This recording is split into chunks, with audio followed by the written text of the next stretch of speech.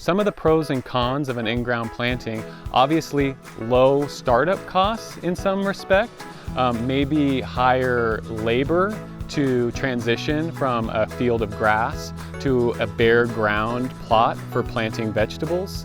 But less reliance on materials like lumber to build a raised bed, or containers if you're doing a container garden. Maybe less reliance on garden inputs like fertilizers or soil conditioners, because there's a lot more built-in fertility with in-ground soils. When we're talking about in-ground beds, obviously the first step is transitioning from what is probably a grassy sod field in the backyard to a bare soil that's more suitable for planting in. But once you have the garden established and you've removed the grass from the space where you're planting, you'll definitely want to work the soil.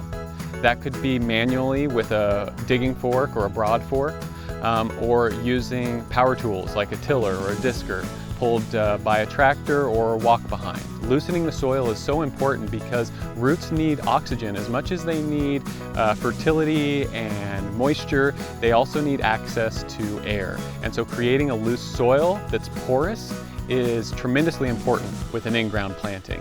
Once you've worked the soil, you'll want to create a layout and spacing for your garden. That includes walkways, because the last thing we want to do is be walking on the production beds or the areas where the plants are growing. Depending on this sort of accessibility that you're trying to create, you may need wider paths for different types of audiences or folks that will be utilizing the garden. A typical bed size in a row layout will be wide enough to accommodate the amount of plants that you want, but also not so wide that you can't reach across the bed.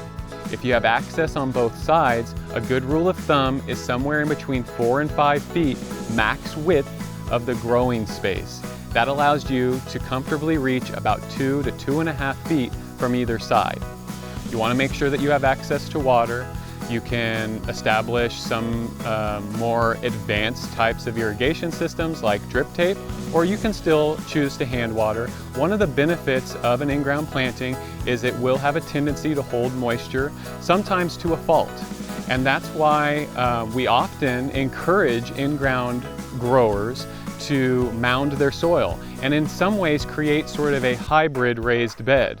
And so you have all the benefits of accessing the nutrients from an in-ground planting that are available in in-ground soils, but then also the drainage factor and the ability to amend upwards and create better drainage for roots, more fertility, and less risk of waterlogged soils when you mound plants like you can see in the sweet potato planting behind me.